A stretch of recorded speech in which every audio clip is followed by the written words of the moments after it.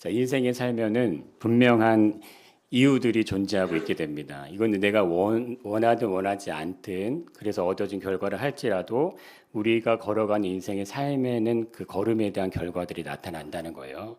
내 부모님이 병약한 어떤 DNA 유전적인 걸 나에게 물려줘서 그걸 받고 태어나면 평생을 연약하게 살아갈 수밖에 없는 그런 삶을 살게 된다는 거죠. 삶의 환경 때문에 어쩔 수 없는 선택을 나도 내 의지는 아니죠. 그렇게 할 수밖에 없는 어떤 삶들이 생겨날 수도 있어요. 내가 공부를 너무 하고 싶었어. 우리 이 지금 계신 분들이 예전에 그랬잖아요. 근데 가정 형편이 안 돼요. 그리고 내 뒤에 또 줄줄줄줄 동생들이 있어요. 그러니까 어떻게 장남이 자기 공부하고 싶은 건 포기하죠. 자기가 하고 싶은 건 다 포기하고 그냥 그렇게 이제 삶을 살아갈 수밖에 없는 똑똑하고 머리도 너무 좋은데 그 길을 갈 수 없는 인생이 될 수도 있다는 거예요. 삶의 환경 때문에 내 의지와는 상관없는 어떤 상황과 여건, 주변 환경에 의해서 지금의 나의 삶을 만들어낼 수도 있습니다. 지금 제가 우리 권사님을 통해서 가는 그 요양병원에 그 계신 분이 42살이에요. 여자분이신데. 근데 잠깐 물어보니까 엄마는 이제 돌아가셨고 아버지는 재혼하신 상태인데 아버지 연락하지 마라 이렇게. 근데 이미 이제 다 이제 이미 뭐 다 말라 있어요 몸은. 그리고 정신적으로도 굉장히 이제 어려운 상황에 있고. 근데 본인의 의지하고는 정말 상관이 없어요. 그런데 주변 환경들 때문에 그 자신의 모습이 그렇게 흘러갈 수밖에 없는 이제 그런 상황들이 있다는 거예요. 근데 이런 여러 가지 삶의 요소들, 물론 뭐 좋은 것들도 있을 수 있지만 이런 삶의 모습들 안에 자연스럽게 우리 안에 생겨나게 되는 게 있습니다. 그것이 나의 자아가 강력하게 형성이 된다는 거예요. 이 자아는 나라는 사람이 가지게 되는 삶의 환경, 그리고 인생의 사연들에 의해서 형성이 되는데 시간이 흘러가면서 강해집니다. 그러니까 삶에 대한 사연이 많을수록 자아가 강한 거예요. 우리가 느낀 고집이 강하고 자기 주장이 강하고 누가 한마디 딱 하면 그걸 받아들이기가 쉽지 않고 이건 사연이 많다는 거예요. 그만큼의 어떤 것들이 견고하게 강하게 진을 치고 있다는 겁니다. 내가 누군가에 대한 원망과 상처가 내 안에 있기 시작하면은 용서하고 용납하는 것이 이게 어려워지게 됩니다. 이게 생각보다 떨쳐내기가 정말 어렵다는 거예요. 사람에게 배신을 당하거나 사람 때문에 인생의 실패를 경험한 아픔이 있으면 나도 모르게 되는 신뢰라는 걸 지웁니다. 지우개로. 사람에 대한 신뢰의 문을 닫아버려요. 내 마음을 오픈하고 내가 있는 것을 보여지는 일을 더 이상 하지 않으려고 그래요. 그래서 적당한 선에서 적당히 거리를 두고 적당히 그냥 사회생활을 합니다. 그렇게. 왜? 내가 또 상처받으면 안 되니까.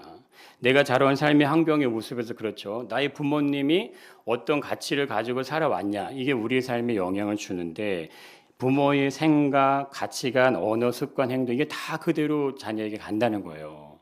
근데 생각해 보세요. 내가 부모 탱크한 것도 아닌데. 그렇지 않습니까? 예. 나의 부모님이 만약에 사람을 소중하게 여기는 분이셨어요. 그럼 나도 그렇게 돼요. 나도 그걸 보고 배웠기 때문에 나의 부모님이 어려운 환경, 상황과 여건 속에서 가족에 대한 수종을 가지고 계시면 그러면 그 자녀 인생도 그렇게 살아갑니다. 우리 이렇게 차량을 헌물해 준 그분한테 제가 물어봤어요. 권사님 왜 그러셨어요? 자기도 모르겠대요. 그냥 마음이 감동해서 쭉 얘기했대요. 근데 이제 그분이 나중에 이렇게 저희가 다가오면서 그런 얘기 하더라고요. 자신들의 가족, 자녀 이거에 대한 소중한 마음이 그분 안에 있더라고요. 그래서 자신들이 이렇게 하는 모습을 얘기하시는데 그게 그냥 스스로 얻은 게 아니고요. 그 부모로부터 그렇게 오는 거예요. 그래서 지금 나이가 60이 넘었지만 인생의 삶을 그렇게 살아가는 거예요. 그러니까 돈에 의해서 가지 않고 가족의 소중한 가족의 이 끈끈함 이거를 이제 지켜 나가는 모습으로 가는 겁니다. 그래서 우리 인생의 삶을 이렇게 사람을 우리 상대 뭐 남편이든 아내든 우리 주위의 어떤 사람들이 이해할 때는 반드시 종합적인 관찰이 우리 안에 있으셔야 돼요. 예. 그렇지 않고 우리가 이 사람은 이렇지 그냥 보여지는 모습으로 정의를 내리면 실수와 실패가 계속 나타납니다. 그러면 그게요 그냥 역반응으로 계속 돌아가는 거예요.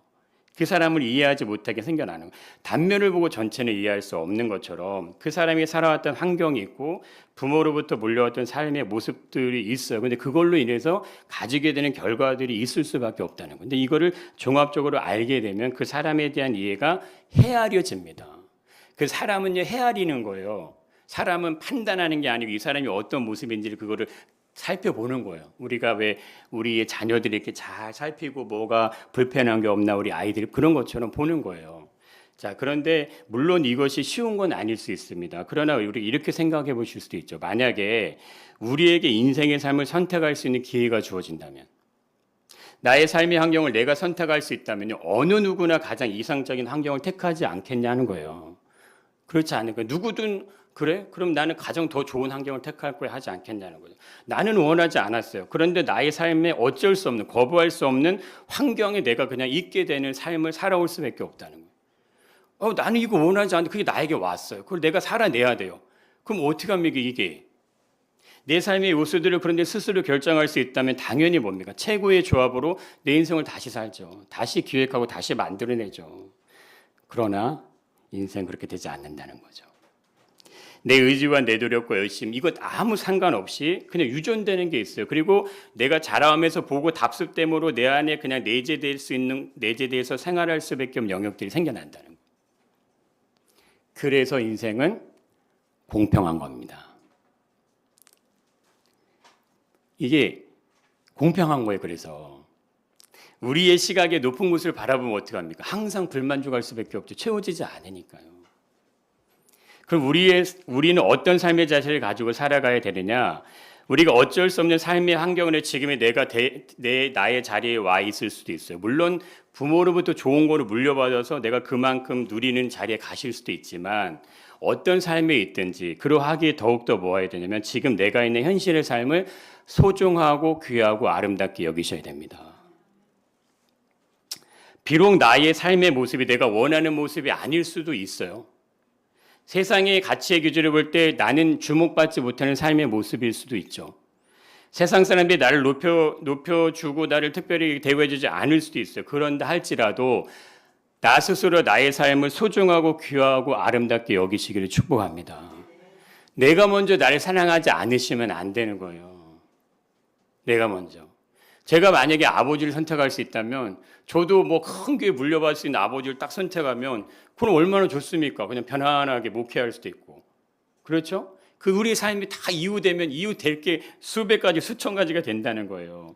우리가 근데 반대로 우리가 정말 원하는 걸 다 이룰 수 있고 나에게 좋은 어쨌든 서포트를 계속 해주는 상황에서 어떤 삶을 살아왔다. 그러면 늘 항상 낮은 자세로 내가 누리고 있는 삶을 누군가에게 나눠주기 위해서 힘쓰고 애쓰셔야 돼요. 왜 그러셔야 되냐면 그래야 예수님을 만날 수 있기 때문입니다. 삶을 진정으로 만족하는 사람이 얼마나 될 것 같으세요? 부한 사람들 외롭고 허전한 건 마찬가지예요. 성공을 이룬 사람이라고 해서 부족함이 없고 공허함이 없는 건 아닙니다. 다 그게 존재하고 있어요. 아무리 좋은 음식을 먹고 좋은 집에 살아도 배고픈 건 똑같아요. 때가 되면 또 먹어야 되는 건 똑같다는 거예요. 그래서 뭡니까? 하나님의 말씀은 우리 인생이 빛이 될 수밖에 없다는 거예요. 오직 그거 위에는 빛이 될 수 있는 게 사실은 없는 겁니다. 우리 인생은요 동일한 출발선에서 시작하지 않았어요. 누군가는 100m 앞에서 뛰고 있어요. 나는 출발선에 있는데 누군가는 이미 꼬링선에 들어가서 달릴 필요도 없어요. 이미 그 자리에서 그냥 있는 상태로 시작했는지도 모른다 이거예요. 그래서 우리는 무의식적으로 어떤 생각 같습니까? 세상은 불공평해.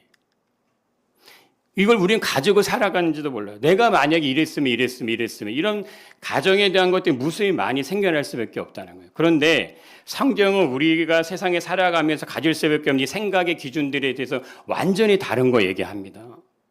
다른 걸 얘기하신다는 거예요. 예수님께서 한 비유를 들죠. 부자와 나사로.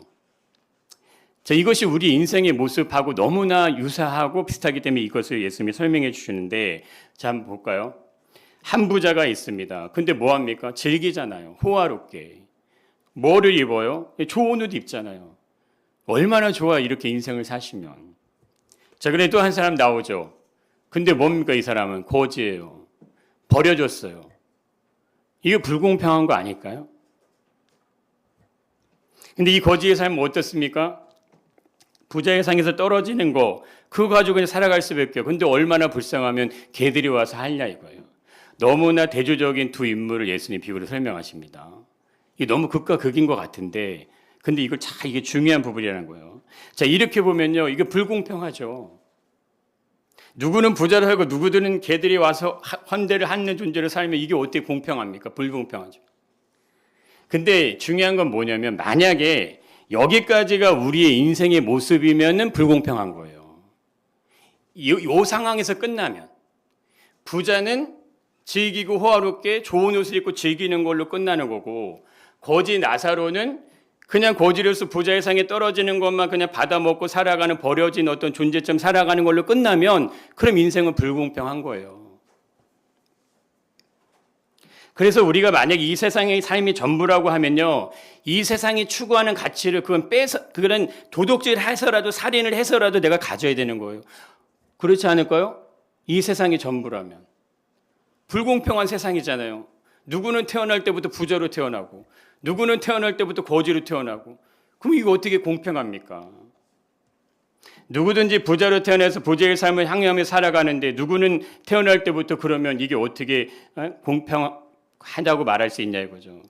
그런데 예수님은, 성경은 절대 이것이 불공평하지 않다는 사실을 얘기한다는 거예요. 인생은요, 이 세상은, 우리가 살아가는 세상은 불공평할 수 있지만 믿음의 삶을 살아가는 믿음의 사람들에게 살아가는 세상은 불공평한 것이 아닙니다. 자, 이렇게 얘기하시죠. 둘 다 죽었습니다. 자, 근데 거지는 천사의 손에 받들려서 아브라함의 품으로 가고, 부자도 장사됐는데 부자는 어떻게 됐을까요? 부자에 대해서 이렇게 얘기합니다. 그가 음부의 고통 중에 들어간다 얘기해요. 자, 이 장면을 보면 무엇이 생각이 나십니까? 완전히 바뀌죠. 완전히 바뀝니다. 아무리 세상에 좋은 걸 누리고 향유하고 소유하고 살았더라도 만약에 인생의 최종적인 결과가 만약 이렇게 된다고 하면은 그래도 부자의 삶을 부러워할 거냐 이거예요. 그래도 부러워할 수 있을까요? 만약에 이게 최종적인 결과라면. 살아있는 동안에는 모든 걸 누렸습니다. 그것이 전부, 근데 그것이 전부가 아니라는 거예요. 부자가 누렸던 모든 삶의 자리는 결국 몸에 끝이 오는 순간이 와요. 끝이. 그리고 부자가 살았던 삶에 대한 뭐가 따라옵니까? 최종 결과가 따라옵니다. 그게 이 결과라는 거예요. 인생의 삶에 대한 결과. 부자는 음부의 고통 중에서 무엇을 할 수 있겠는가? 참 이게 이렇게 예수님을 설명해 주십니다. 읽어보겠습니다. 불러 이르되 아버지 아브라함이여 나를 궁일히 여기사 나사로를 보내어 그 손가락 끝에 물을 찍어 내 혀를 서늘하게 하소서. 내가 이 불꽃 가운데서 괴로워하나이다. 보세요. 여기 뭐라고 합니까? 물을 찍고, 왜 예수님이 이렇게 비유하시는지 모르겠어요. 물 한 컵 달라는 것도 아니에요. 물 한 모금도 아니에요. 뭡니까? 그냥 물을 찍어서 그냥 내 혀 이 한 번만 대다 이렇게 표현한다는 거예요. 이게 나사로가 부자의 집에서 버려진 채 개들이 와서 핥는 모습과 지금의 이 부자가 음부의 권세에 들어가서 하는 모습과 너무 이것이 비교되지 않냐 이거. 예수님 이렇게 설명한다는 거예요. 마치 나사로의 삶과 부자의 삶이 뭡니까? 바뀌어 있는 듯한 모습. 우리들이 절대 놓쳐서는 안 되는 것이 부자의 질문에 대한 대답인 거예요. 이 부자가 지금 요구했잖아요. 근데 이 요구한 것에 대한 대답을 어떻게 기록하고 있냐면 이렇게 기록합니다. 한번 읽어보겠습니다. 아브라함이 이르되 여에 너는 살아있을 때 좋은 것을 받았고 나사로는 고난을 받았으니 이것을 기억하라. 이제 그는 여기서 위로를 받고 너는 괴로움을 받느니라. 이 참 너무너무 묘한 설명을 하십니다. 너는 살았을 때 좋은 걸 받았지? 그런데 나사로는 고난을 받았어. 이거를 기억해야 돼. 이렇게 예수님의 비유가 마무리된다는 거예요. 그러면서 얘기하시죠. 여기서는 나사로는 위로받지만 너는 괴로움을 받게 돼. 부자의 삶과 거지 나사로의 삶을 출발 자체가 완전히 다르죠. 그렇다면 한번 생각해 보세요. 높은 곳에서 내려오는 게 어렵습니까? 낮은 곳에서 높은 곳으로 올라가는 게 어렵습니까? 뭐가 어려울까요? 둘 다 어렵죠. 둘 다 어렵습니다. 예, 어쩌면 나사로는요, 부자의 삶처럼 되어질 수 없는 환경적, 신체적, 의지적 어떤 이 정신적 모습을 가지고 있을 수밖에 없죠. 아무리 노력해도 올라갈 수가 없는 거예요. 근데 반대로 부자도요, 나사로를 선대할 수 없는, 나사로를 자기처럼 높여서 좋은 옷을 입힐 수 없는 그런 모습을 가지고 있다는 겁니다. 나사로도, 부자도. 그렇지만 부자라고 해서 그의 삶에 대해서 무엇이라고 할 것은 없다는 거예요. 거지라고 해서 그의 삶에 대해서 무엇이라고 할 것도 없다는 거예요. 자신들에게 주어진 인생의 자리, 삶을 그냥 살아가는 거예요. 부자는 부자이기 때문에 부자의 삶을 사는 거고요. 나사로는 거지이기 때문에 자신의 삶을 그냥 살아가는 겁니다. 그래서 삶의 모습은 각자의 모습대로 형성이 되는 게 공평한 거예요. 그렇게 사라지는 게 정당하다 이겁니다. 그렇기 때문에 인생에서 가장 중요할 수밖에 없는 거, 이것이 중요한 거예요. 그래? 부자로 태어나서 부자로 살아? 그럼 그 사람의 삶이니까 그거 인정해 줘야 되고, 그럼 거지는 거지로 태어나서 거지로 살아, 그 사람 인정해, 이렇게 얘기하면 누가 그걸 동의하겠습니까? 그런데 그러면요, 인생에서 가장 중요한 거는 뭐냐 이거예요. 인생에서 가장 소중한 거. 그거를 예수님이 지금 얘기하시는 거예요. 우리가 살아가고 현실의 삶이 아니다 이거예요. 우리가 살아간 현실의 삶이 아닌 걸 예수님이 비유로 설명하신다 이거예요. 현실의 삶만 놓고 보면 당연히 불공평할 수밖에 없죠. 그러면 시기, 질투, 불만, 살인, 강도, 독촉질 해서도 뺏어야 돼요. 불공평하니까. 왜 너만 가져? 나도 가져야지. 이렇게 마음이 올라오겠죠. 그러나 우리의 삶이 현실의 인생에 대한 진정한, 이 현실이 진정한 결과가 아니라 이거예요. 이거는 과정이에요. 우리가 살아가고 있는 현실은요, 그냥 과정에 불과한 거예요. 이 과정의 결과가 언제 끝이 납니까? 인생을 다 살고 나면. 그때 결과가 따라오시는 거예요. 그 결과가 축복으로 이어지시길 축복합니다. 이거 너무 중요하신 거예요. 그것을 판단하실 분이 누굽니까? 이 땅에 다시 오실 예수 그리스도. 그분이 판단하시고 심판하신다 이거예요. 세상은 불공평합니까? 아니요. 우리의 기준이 세상에 있는 것이 아니기 때문에 우리는 공평하다고 선포할 수 있는 거예요. 왜? 우리의 기준이 누구에게 있습니까? 하나님께 있죠. 예수님께 있죠. 나사로가 불공평 이렇게 막 놀이하고 살았으면 어떻게 아브라함의 품에 가갖고 거기서 그걸 누리고 있겠습니까? 만약 우리의 관점, 가치관, 삶의 기준이요, 현실이라는 이 세상에 대한 육신의 삶에 이게 자연스럽게 거기에 많이 맞춰져 있게 되면은 삶은 늘 비교의 모습 속에 있게 돼요. 내가 원하지 않게 됩니다. 상대적인 박탈감, 차별과 경쟁이 심하잖아요. 그걸로 인해서 오는 사연들이 계속 돌아갑니다. 그게 자꾸 나를 움직이게 돼요. 그럼 삶의 스트레스 따라오죠. 인간관계 어려움 자꾸 찾아오죠. 삶의 사연들로 인해 생겨나는 문제들 때문에 인생의 아픔과 고통과 상처가 계속 돌아간다니까. 이게 계속 풀어지지 않고 돌아가요. 나사로 입장, 내가 왜 부자를 살 수 없지? 근데 부러워할 이유가 없다는 거죠.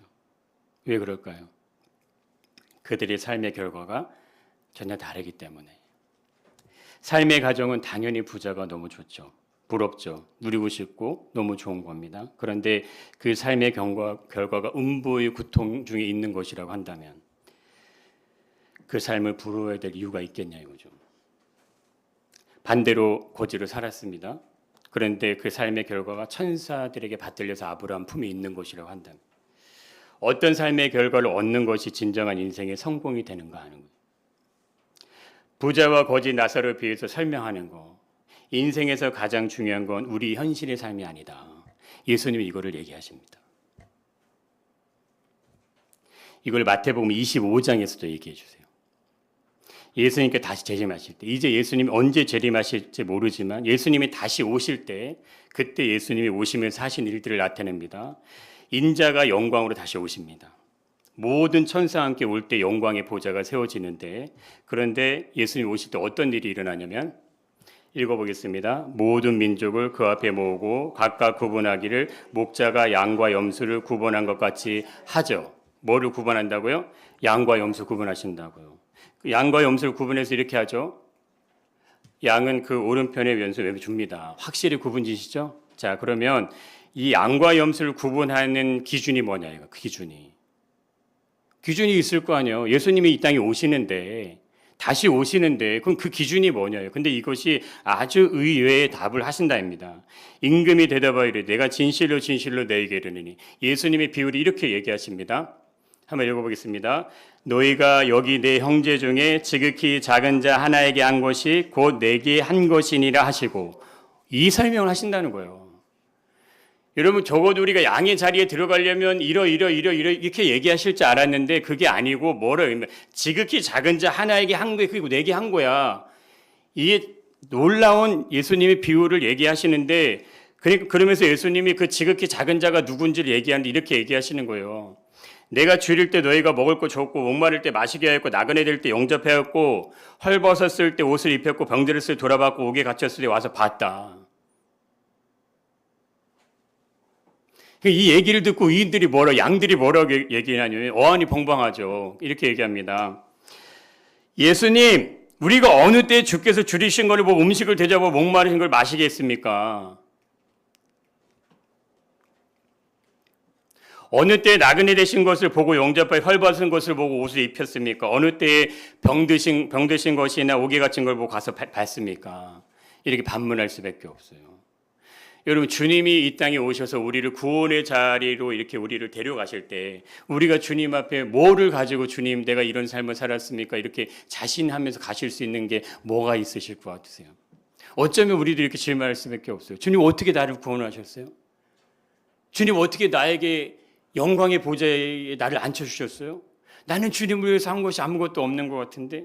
근데 주님 의외의 대답을 이렇게 하신 거죠. 너희가 여기 있는 내 형제 중에 지극히 작은 자 하나에게는 곧 그것이 나에게 한 것이다. 그리고 반대로 염소의 자리에 있는 자들에게 뭐라고 하셨을까요? 동일하게 얘기하시면서 이렇게 얘기하시죠. 이 지극히 작은 자 하나에게 하지 아니하는 것이 곧 나에게 하지 아니한 거다. 양들을 예수님이 다시 올 때 구원받을 그 백성들, 하나님의 영광의 보좌에 들어갈 그 백성들을 향해서 예수님 마지막 결론을 이렇게 비유로 얘기하십니다. 한번 읽어보겠습니다. 내 아버지께 복을 받을 자들이여 나와 창세로부터 너희를 위하여 예비된 나라를 상속받으라. 양이 되기를 원하십니까? 염소가 되기를 원하십니까? 어느 자리에 가고 싶으세요? 그렇죠. 우리 한번 얘기해 볼까요? 양이 되기 원합니다. 시작.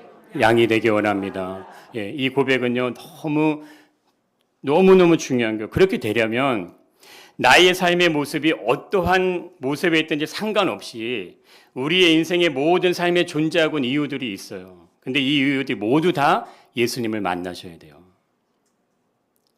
예수님과 여인이 만났는데 아주 특별한 점은요, 여인이 가지고 있는 삶의 이건요, 풀릴 수가 없는 거예요. 풀려지지 않아요, 스스로는. 남편이 5이었는데 지금 또 남편이 있어요. 이건 자기가 어떻게 할 수 없어요. 해결할 수 없어요. 그런데 예수님을 만나고 나니 여인의 삶이 어떻게 됩니까? 완전히 바뀐다는 거예요. 완전히 바뀌었다는 거예요. 이 은혜가 열리시길 축복합니다. 여인의 삶이 어떻게 이런 기적이 일어날 수 있냐? 여기에는 분명한 이유가 있게 되는데 여인이 예수님이 여인의 모든 삶을 다 알고 계시다는 거예요. 모르시지 않아요. 아시고 여인을 찾아가신다는 거예요. 예수님이 나의 삶을 아시고 나를 만나시고 날 찾아오셨어요. 어디까지만 허용하기를 원하십니까? 어느 부분까지? 내가 인생을 살아오면서 가지고 있는 내 삶의 모습 중에서 어느까지만 예수님께 허용하기를 원하시냐 이거예요. 최고의 인생의 신비는요, 내 영이 사는 거예요. 원래 죽어있던 내 영이 사는 그게 최고의 신비예요. 근데 이것이 예수님을 만나면 내 영만 사는 게 아니라 내 인생이 살 줄 믿습니다. 예수님을 만나 인생이 사는 거예요. 그거 위에는 그냥 세상의 불공평함 속에 살아갈 수밖에 없어요. 그럼 늘 염려와 걱정과 근심, 미움과 시기와 질투, 이기심, 탐심, 자기 사랑과 어떤 이런 마음들이 계속해서 돌아갈 수밖에 없어요. 그런데 어떻게 삶이 바뀌시겠습니까? 그런데 어떻게 내가 예수님으로 인해서 내 삶이 어떻게 빛으로 나갈 수 있겠냐 이거죠. 그런데 예수님을 만난 일이 쉬운 듯 하지만 어렵다는 거예요. 왜 그럴까 했을 때 이미 내 안에 굳어져 있는 인생의 삶에 대한 강력한 자아가 나를 형성하고 있습니다. 내가 원하지 않아도 가질 수밖에 없었고 그로 인해 살아왔던 인생의 사연들이 있어요. 믿음을 순전하게 받아내지 못하게 그것들이 막아섭니다. 그것들이 계속해서 나를 막아서요. 내가 예수님 앞에 더 가까이 가야 되는데 믿음으로 발을 내디뎌야 되는데 자꾸 의심이 들어요. 자꾸 불신한 마음이 들어요. 예수님이 베드로에게 걸으라고 하면 어떻게 돼요? 걸어야죠. 왜 걸어야 될까요? 걸어야 예수님의 말이 맞는지 틀린지를 점검하실 거 아니에요. 걸어오라고 하면 진짜 걸어봐야지 걸을 수 있는 거구나 이걸 확인하는 건데 믿음의 걸음을 걷지 않고 그냥 예수님이 말씀하셨는데 가만히 있어요. 그럼 그 말이 맞는지 틀린지가 확인이 안 되시는 거예요. 지금 우리가 그런 인생의 믿음의 여정이 있는지도 몰라요. 믿음의 여정을 살기 위해서는 도전을 하셔야죠. 그래서 그것이 맞는지 틀리는지 내가 확인을 해봐야 될 거 아닙니까? 하나님의 말씀대로 인생을 살아보셔야죠. 그리고 예수님 정말 이게 맞는지 틀리는지를 나로 확인하게 해달라고 믿음으로 발을 내디디셔야죠. 그래야 기적을 경험하실 거 아니에요. 그래야 예수님을 만나실 거 아니에요. 믿음은 너무나 간단해요. 너무 쉬워요. 근데 이게 잘 안 믿어진다는 거죠. 복음은 어렵지 않죠. 너무 쉽고 간단하면 초등학생들도 이해할 수 있는 수준에서 하나님 우리를 구원하셨어요. 예수님이 동정녀 마리아의 몸 성령으로 태어났다고 하면은 그 이유 하나만 가지고도 예수님을 안 믿을 이유는 없어요. 아니 어느 누가 아빠 엄마 없이 누가 태어납니까? 어떻게 아빠가 없이 태어나요?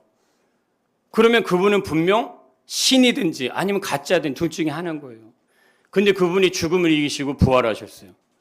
그럼 그분을 안 믿으실 이유 있으세요? 그리고 다시 오신대요. 영광의 보좌에 계시다가 다시 오신대요. 양과 염소를 구분하시러. 그런데 안 믿을 이유가 있으십니까? 우리의 영혼은 하나님 말씀을 들어야 살아날 수 있습니다.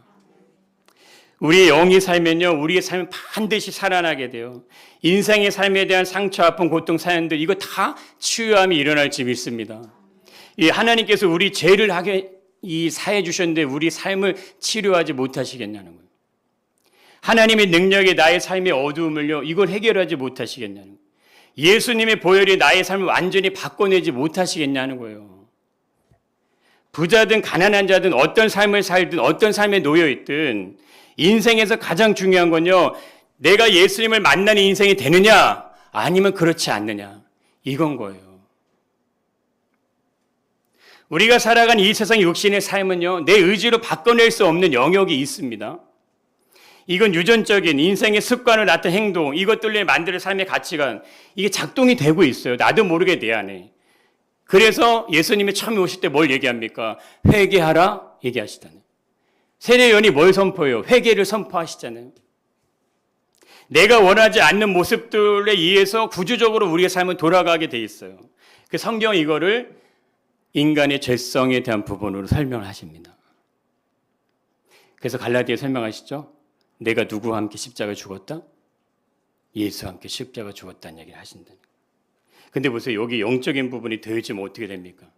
우리 육신적인 부분도 그런데 어둠의 악한 영들이 지배한 영적인 부분이 더해지면요, 당연히 의인은 없냐니 하나도 없다는 말씀처럼 될 수밖에 없다는 거예요. 근데 이것을 해결하고 이겨낼 수 있는 방법이 있으니 믿음을 통하여 예수님을 만나시는 겁니다. 예수님을 만나시면 여러 가지 모습들을 먼저 우리가 봐야 되지만 그중에서 이 여인의 모습을 통해서 볼 수 있는 한 가지, 내가 틀렸다는 것이 인정이 되셔야 돼요. 내 육신의 삶을 통해 형성되었던 내 노력, 내 수고, 내 열심으로 얻었던 삶의 결과를 우리가 다 가지고 계십니다. 그런데 그것이 나는 틀렸습니다. 그러나 주님은 100% 맞습니다. 이것이 인정이 되셔야 돼요. 그래야 예수님의 빛이 내 안에 들어와서 나의 삶을 완전히 바꿔놓을 수 있습니다. 그러려면 순수하게 하나님 말씀을 그냥 받아들이셔야 돼요.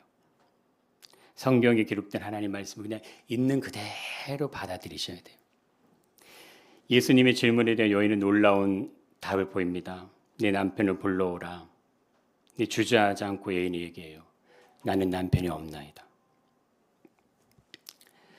여인의 대답 속에 담겨있는 이 얘기요, 이 함축적인 얘기, 여인의 삶은 한 문장으로 표현하면 나는 남편이 없나이다. 이게 여인의 인생의 한 문장 정리될 수 있는 내용이에요. 근데 이상하죠? 나에게는 남편이 없다는 말을 그냥 건넸을 뿐인데 그 설명을 누구 하시냐면 예수님이 하신다는 거예요. 그래 맞다. 너에게 남편이 5이 있었고 지금 있는 남편까지 하면 6명이서 지금 있는 남편들이 남편이 아니니까 넌 남편이 없다. 내 말이 맞다. 예수님이 여인의 인생을 풀어내십니다. 설명해서 그거를 풀어내 주십니다.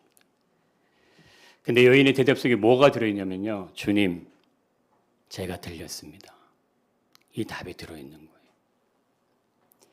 하실 수 있으시다면 저를 불쌍히 여겨 주옵소서. 여인 안에 분명히 자신의 삶에 대한 수없이 많은 사연들이 작동되고 있어요. 철저하게 자기 자아가 형성될 수밖에 없는 삶의 자리를 지나왔습니다. 분명한 아픔, 상처, 공통이 있을 수밖에 없죠. 그러나 예수님의 말씀 앞에 여인이 고백합니다. 주님, 제가 틀렸습니다. 할 수만 있으시다면 저를 구원하여 주옵소서.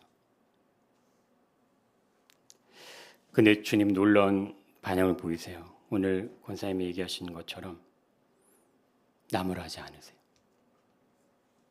그래, 내가 틀렸어 이렇게 얘기하지 않으세요. 내 말이 참되도다. 여인의 삶을 인정해 주십니다. 여인이 걸어왔던 인생의 삶을 예수님이 인정해 주세요. 그러면서 예수님 말씀하십니다. 이제부터 내가 너의 신랑이 되어줄 것이다. 이게 여인과 예수님의 대화 속에 담겨있는 내용들이에요. 우리 인생의 모든 삶 어떻게 풀어가시길 원하세요? 많은 분들을 만나서 얘기 나눠보고 하면 제 마음에 한 가지 이제 걸리는 게 있어요. 믿음의 삶을 사셨던 분들도 그런 마음이 걸리는 게 있습니다. 여러분, 오늘 예수님이 이 부자 나사로 부여에서 말씀하셨던 것처럼 정말로 하나님 나라 천국을 사모하셔야 돼요. 우리 인생의 소망이요, 그 하나님 나라, 그 예수님이 다시 재림하실 그 영광의 그 생명의 면류관에 대한 소망이 가득 차 있으셔야 돼요. 그러면 인생의 삶을 그냥 대충 그러면 살면 돼요? 아니요. 그 소망이 있기 때문에 내 육신의 삶으로 가지고 있는 모든 걸 다 이겨낼 수 있다는 거예요. 제자들이 예수님을 통해서 예수님이 부활하신 다음에 제자들이 행하는 사도행전의 모습을 보세요. 그들은 그냥 육신에 매어서 살았던 사람들이 아닌 거예요. 완전히 바뀐 새 사람으로 모든 사람들에게 나가서 예수가 그리스도임을 증거하는데 담대합니다. 강인합니다. 견고합니다. 기드온의 300 용사처럼요. 두려움이 없어요. 어떤 핍박이어도 흔들림이 없어요. 어떻게 인생의 삶이 그렇게 바뀔 수 있냐 이거예요. 어떻게 자신들의 삶이 이전과 이후로 그렇게 확연하게 달라질 수 있냐 이거예요. 주님의 강한 용사가 되시기를 축복합니다. 이왕의 믿음 생활 하실 거면 주님 나를 주님의 강한 용사로 사용하여 주시옵소서. 나이는 상관이 없으신 거예요. 여호수아는요 90세의 부름을 받아요. 90이 넘어서 90이 넘은 나이에 부름을 받아서 모세의 뒤를 이어서 이스라엘 백성들을 끌고 가나안 땅에 들어가는 거예요. 우리에게 열정이 없는 거지 인생의 연륜이 많이 쌓이신 게 아니에요. 내 열정이 어떻게 다시 살아납니까? 내 안에 있는 하나님을 사랑하는 그 마음이 어떻게 다시 회복됩니까? 내가 예수님 앞에 내 인생의 삶의 문, 주님 제가 살아왔던 인생에 틀렸기에 주님만이 나를 구원하실 수 있습니다. 주님만이 나를 도우실 수 있습니다. 하실 수만 있다면 저를 구원하여 주시옵소서.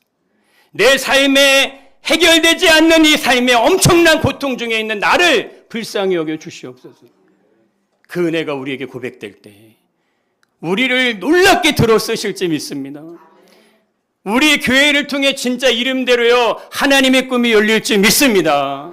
적어도 그런 꿈을 가지고 가는 거 아닙니까? 인생 어차피 한 번 살고 죽을 건데 누가 어느 다 사는 인생의 길 가면 뭐 하실 거예요?